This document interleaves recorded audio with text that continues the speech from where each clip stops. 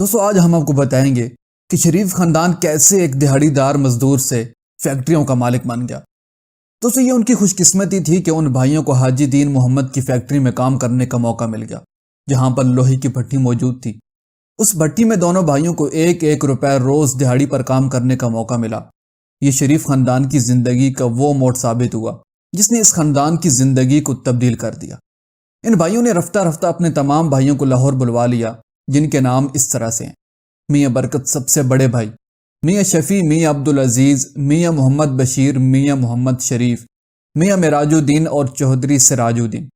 دوستو یوں اس وقت اس خاندان کے بڑوں نے لاہور شہر میں محنت مزدوری کر کے اپنی زندگی کا آغاز کیا تھا۔ یہاں ان 7 بھائیوں نے اسٹیل بنانے کی وہ ٹیکنیک سیکھی جس کے نتیجے میں ان کی زندگی میں انقلابی تبدیلی آ گئی۔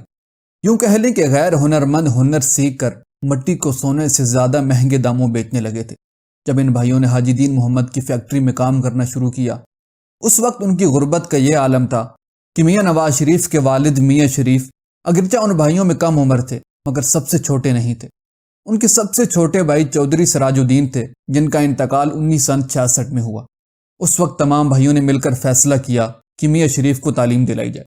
اس مقصد کے لیے میاں شریف نے لاہور میں اپنی تعلیم کا آغاز کیا، مگر ان کے پاس اس قدر رقم نہیں تھی کہ وہ اپنی فیس ادا کر سکتے، اس لیے اس دوران ان کو اپنی فیس بھی معاف کروانا پڑی۔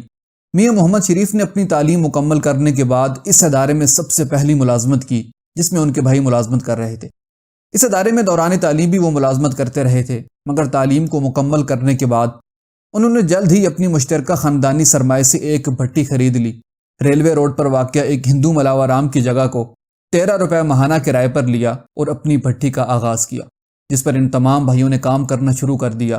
اس وقت میاں شریف کے لیے سب سے بڑی سہولت یہ تھی کہ ان کے پاس اپنے بڑے بھائیوں کی شکل میں مفت کے مزدور میسر تھے، جن کے ذریعے ان کی بادشاہت کا آغاز ہوا۔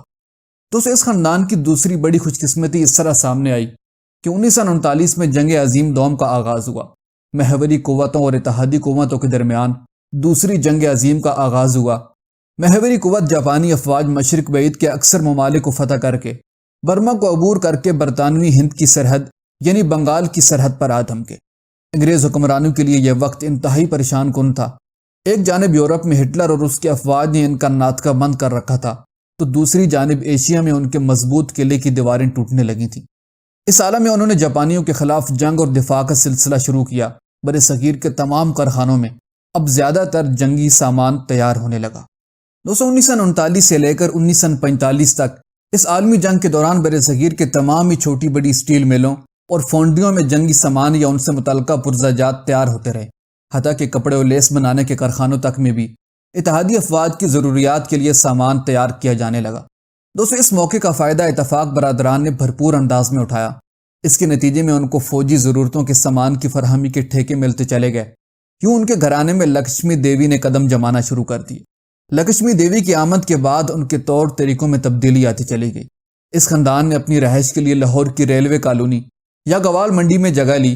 یہیں پر میاں شریف کے سب سے بڑے صاحبزادے اور پاکستان کے سابق وزیر اعظم میاں نواز شریف 25 دسمبر 1949 کو پیدا ہوئے۔ دوستو اس خاندان کی دوسری خوش قسمتی اس طرح جلد ہی سامنے آئی کہ 1947 میں قیام پاکستان کے بعد بر صغیر کی تمام بڑی چھوٹی اسٹیل کی انڈسٹریاں بھارت کے حصے میں رہ گئی تھیں۔ نوزائیدہ مملکت پاکستان میں کوئی بھی اسٹیل انڈسٹری سرے سے نہ تھی۔ بر صغیر میں جو بھی اسٹیل کی انڈسٹری تھی وہ سب کی سب بھارت میں رہ گئی تھی۔ ٹاٹا، برلا، جمشید اور دیگر اہم صنعت کار اور ان کی انڈسٹری سب کی سب بھارت کو مل گئیں، جبکہ اس وقت تمام پاکستان میں صرف ایک ٹیکسٹائل یونٹ پاکستان کے حصے میں آیا تھا، وہ ملتان کی کالونی ٹیکسٹائل تھی۔ اس وجہ سے ان بھائیوں کو یہ فائدہ ہوا کہ ان کے چھوٹے سے کارخانے میں جو بھی ٹوٹا پھوٹا معیاری یا غیر معیاری مال بنتا وہ ہاتھوں ہاتھ لیا جاتا، کیونکہ بھارت سے مال آنا بند ہو چکا تھا اور درآمدی مال بہت مہنگا تھا، جبکہ ہر طرف سے کروڑوں مہاجرین کے قافلے آئے چلے جا رہے تھے۔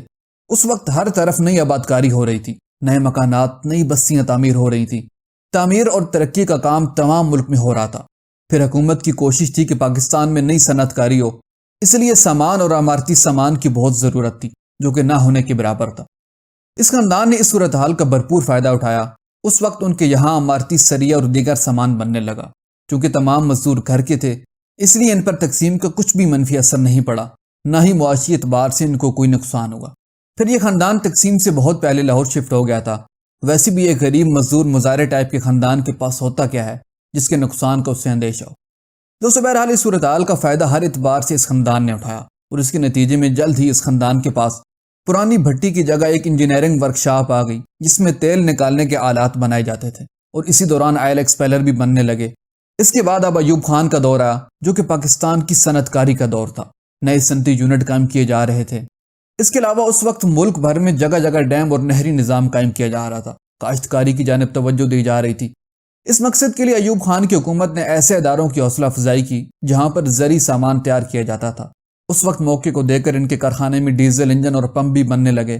اس کام میں میاں شریف نے بھرپور کردار ادا کیا۔ انہوں نے اپنے ڈیزل پمپوں کی فٹنگ اور سپلائی کے لیے خود زمینداروں سے رابطہ قائم کیا۔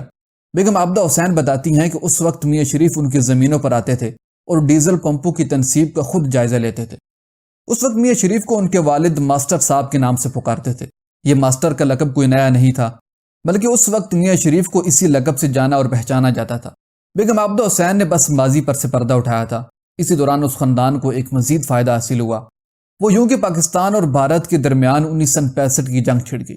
اس وقت اس جنگ کے دوران اور جنگ کے بعد پاکستان کی آرڈننس فیکٹری کو اسلحہ اور دیگر کاموں کے سلسلے میں مقامی مارکیٹ کا تیار کردہ مال خریدنے کی ضرورت پیش آئی، اور جب امریکہ سمیت اتحادی ممالک نے پاکستان کو اسلحہ اور اس کے پرزجات کی فراہمی پر پابندی عائد کی تو اس وقت ان کی فیکٹری میں بعض جنگی نوعیت کا سامان بھی تیار کیا جانے لگا، جس کی وجہ سے ان کی فیکٹری میں وسعت ہونے لگی۔ اس وقت یوں بھی 1965 کی جنگ کے بعد پاکستان کے پاس موجود اسلحے کے پرزجات فراہم کرنے پر پابندی عائد تھی۔ پاکستان پر اس پابندی کا فائدہ ان کو حاصل ہوا۔ دوستو یہ تھی وہ ساری تفصیل جس سے شریف فیملی ایک مزدور سے فیکٹریوں کی مالک بن گئی۔ اگر آپ کو ہماری یہ ویڈیو پسند آئی تو پلیز اس کو لائک اور اس طرح کی مزید انفارمیٹیو ویڈیوز دیکھنے کے لیے ہمارا چینل سبسکرائب کر دیں۔ جزاک اللہ۔